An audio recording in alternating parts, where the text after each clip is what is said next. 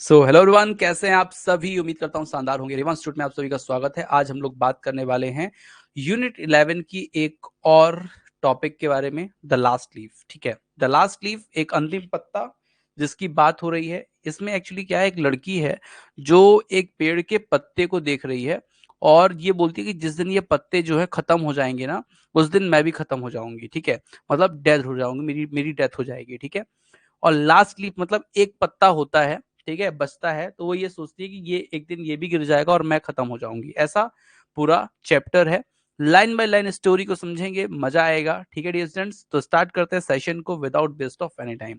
तो यहाँ पर दो फ्रेंड्स सुई और जॉन्सी जो है उसकी कहानी है। वो एक किराए के अपार्टमेंट में साथ में रहती हैं और इस समय मतलब जब ये कहानी लिखी जा रही है तो नवंबर का महीना था, जब जॉन्सी को निमोनिया हो गया था।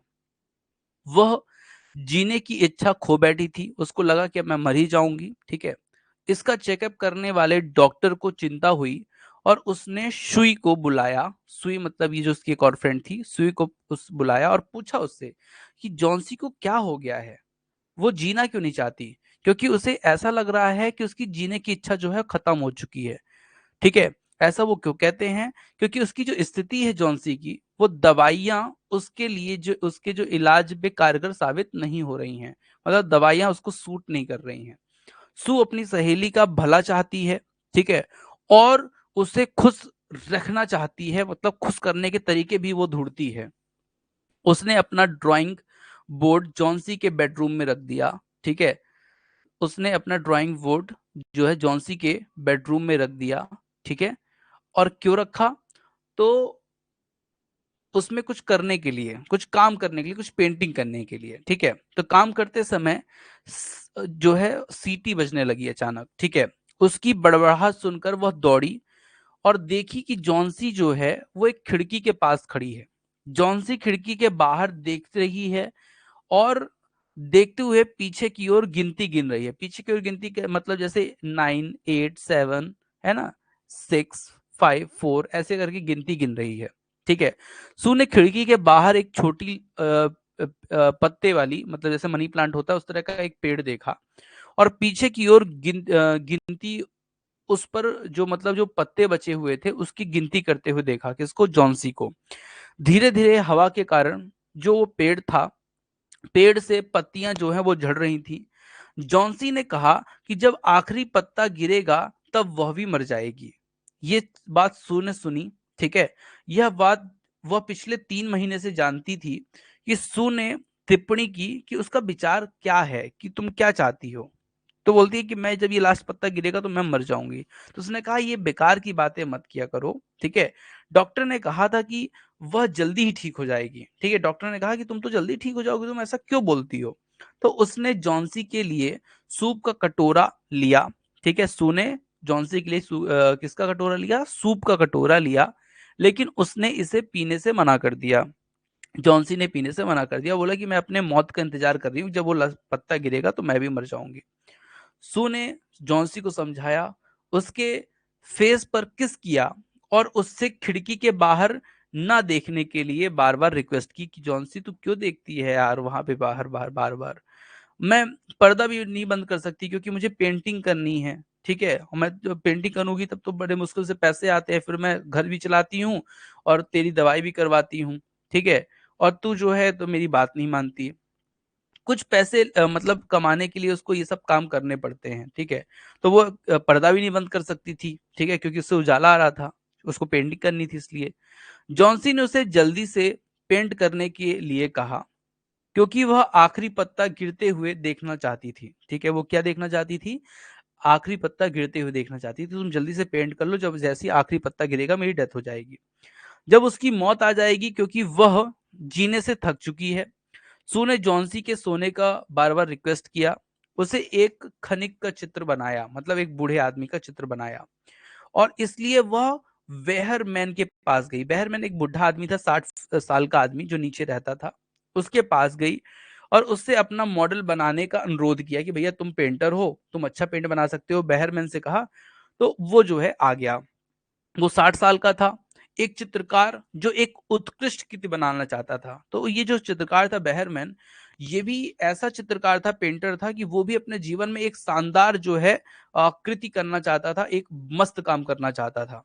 तो सू ने उसके साथ अपनी चिंताएं साझा की। सू ने बताया कि ये जो है ना जॉन्सी, ये पूरा दिमाग मेरा खा चुकी है, मुझे दिन भर परेशान करती है और बोलती है कि जब पत्ता गिर जाएगा तो मेरी डेथ हो जाएगी। ठीक है, तो वो दोनों जॉन्सी के कमरे में गए, मतलब बहरमैन और शू दोनों जॉन्सी कमरे में गए और शू ने बाहर झांका और देखा कि लता पर केवल एक पत्ता ही बचा है, क्योंकि तीव्र तूफान के कारण यह भी कभी भी गिर सकता है। बहरमैन ने यह देखा और चला गया, मतलब बहरमैन ने ये देखा ये चीज और वहां से चला गया। ठीक है, अब होता क्या है डियर स्टूडेंट्स, तो यहाँ पे कहानी में एक आता है मोड़। ठीक है, वो क्या मोड़ है तो मैं आपको समझाता हूँ, समझिएगा। ठीक है, तो हमारी कहानी पहुंच चुकी है लगभग यहाँ पर।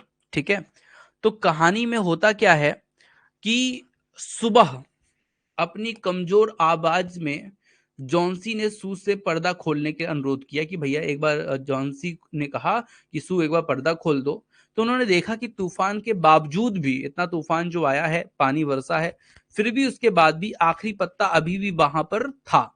जॉन्सी हर घंटे लता को देख रही थी, उस पेड़ को देख रही थी, इस उम्मीद से कि पत्ता गिर जाएगा और मेरी क्या हो जाएगी, मौत हो जाएगी। ठीक है, हालांकि जब शाम तक पत्ता नहीं गिरा तो उसने सू को बुलाया और कहा कि यार जो मैं सोच रही थी ना कि जब ये पत्ता गिरेगा तो मेरी डेथ हो जाएगी, तो ये अब ये मैं समझ गई ये नहीं होगा।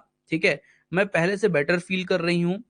और उसने ये भी बताया कि उसने सू को कितना परेशान किया है, मतलब जब अपनी बीमारी के दौरान सू को कितना परेशान किया है। ठीक है, उसने अपने गलत काम को स्वीकार किया कि मैंने तुम्हारे साथ बहुत गलत किया सू, तुमने मेरी बहुत वो की, मुझे घर भी चलाया, दवाई भी मेरी करवाई सू, मैं तुम्हारे लिए बहुत बहुत धन्यवाद करती हूँ इसलिए कि ये सब चीजों के लिए।